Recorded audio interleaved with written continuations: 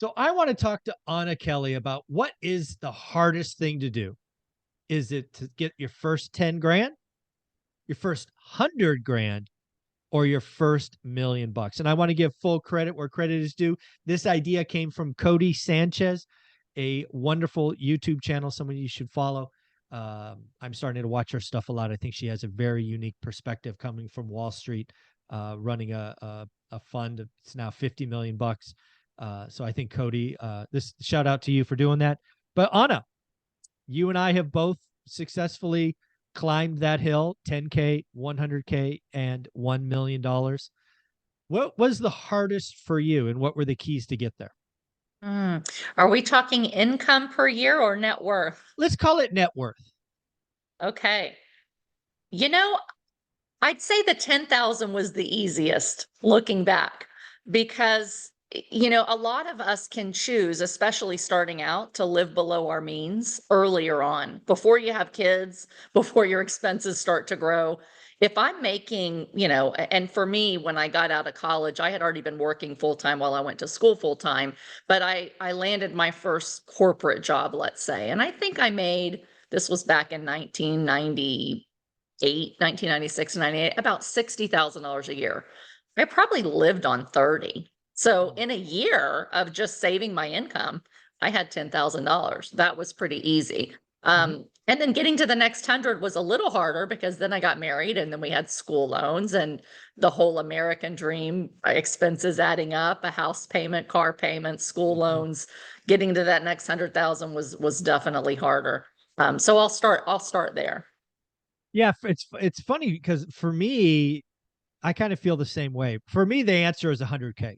Of all three, 100K was the hardest because you're right. For me, right, I came out of college, my first job, I think I made 48 grand, my first real job because I've been working since 12. For me, the first 10 grand was a choice. It was just that, right? Live below your means, don't do this, Yeah. don't do that. You kind of get there by accident. But 100K was hard because life happens, right? You see that bank balance or savings account or money market, wherever you put it, grow. And maybe 10 grand doesn't really reflect, but you get to 17 or 22 or some other Yeah. number and you're like, shit, I'm gonna YOLO life. I'm gonna go get my car. And that's what I did. I went out and bought a Yeah. stupid car that was more than I made in a year, right? Yes. And because again, for me, yeah, getting from that 10 to 100 was it was really hard. In fact, it took me because I got close and then I lost it. And yeah, Right. but yeah, it was 100K is really hard because it doesn't only take choice, but it takes time. Very few of us have Right. that income threshold to get because getting in there 10K in a year, doable, right? You can stay that Right. discipline. But that Absolutely. 100K, that life, that your wife, is pregnant, gets pregnant, or you got to get a house because this 100K is tough. 100K is tough. Right. You spend it really quickly. So even if you start setting it aside, usually you're then going out and, like you said, you're buying the car. You think you need a big house, you're having the baby, you upgrade your house, you put it as a down payment on a property, and now that you might have the equity in that property, but you don't have cash. And so, yes, Right. getting to that 100,000, especially if we're talking cash in the bank, that Mm. took us a really long time until we finally were like, okay, because every extra penny we had, we paid down on the school loans, right? So we're like, Yeah. let's Yeah, I pay had this that too. stuff off. So that was a good thing to do, but we didn't have anything to show for it. We still lived check to check to check with very little savings for years until we paid off all that debt. That's why I tell so many people, don't buy the house right away. Unless you can house hack it, which Mhm. I'm all for as a Yes. major first step.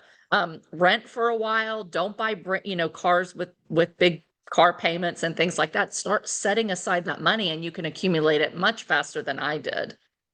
Yeah, and then it's really interesting because the $1,000,000 and every number thereafter for me has been relatively easy, and it actually compounds, right? Once you Yeah. start owning assets and you have fixed rate debt and they cash flow, and every number thereafter, $1,000,000 two was easier than one, three was easier than two, Right. going, and you don't have very few people save $1,000,000. You Right. can save 10 grand, you can save 100 grand. You don't, at least I don't know anybody that saved $1,000,000. Um, So it's about owning assets after that, and it gets Right. easier, I think. Right. And I don't know if you remember this, but when I was getting ready to retire from AIG, which has been about 4 years ago, about 5 years ago, I was looking at my income. So for me, it was all about every penny extra I had, I put as a down payment on a property. We put in the sweat equity. We did the Burr method. We had extra equity, and then we use that as a down payment on the next and the next and the next. So I was really just tracking, okay, how much income per month have I replaced with my rental properties? I wasn't really tracking my net worth and my Mhm. equity. And so it Yeah. wasn't until about 5 years ago that I looked on paper and I go, okay, now I've got enough to cut the strings from the job, do this Right. completely full time. And I did a personal financial statement and looked at my equity. And it was the first time I realized, Mm. wow, we're millionaires with equity, right? Yeah. And more than 1 million. But I wasn't focused on the net worth. I was focused on the income and the cash flow. And then, so I don't really know, was it a year or two of buying property? Probably 3 or 4. Mhm. But I really wasn't tracking it because I was just like, I want income. So none of that was saved, Michael. So even though I had a $1 million net worth plus probably relatively quickly, every penny we had extra, we grew buying more property. So I really didn't have 100,000 liquid in the bank at any time till probably 5 years ago when I let go of the job, because at that point, everything extra we had, we were putting into continuing to grow. Now we've far surpassed that, but it's not too bad if you start at a good time in the real estate market, to build that $1 million net worth. Getting the $1 million cash in the bank definitely took me a lot longer, and will probably take much longer than that as well.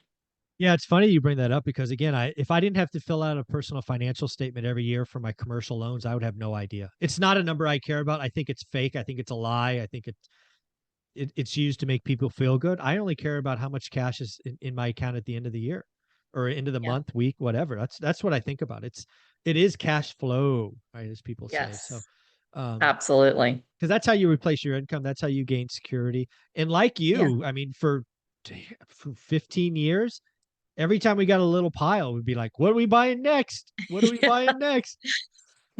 Yes, That's me crazy. too. Me too. And I still want to do that. I'm just like we talk about now. It's like, okay, I'm not just buying the next deal for cash flow. Now it's like, okay, what do I want to buy? Let me be really patient and only do really great deals. And I have a lot more liquidity. But if we're active investors as we are, we're going to quickly deplete cash in the bank, as we continue to grow. And as long as we're producing the cash flow, to service that debt, and values go up and mortgage pay down, your equity is going to grow over time. So I think it's just really important. Play the long game, right? First, Mhm.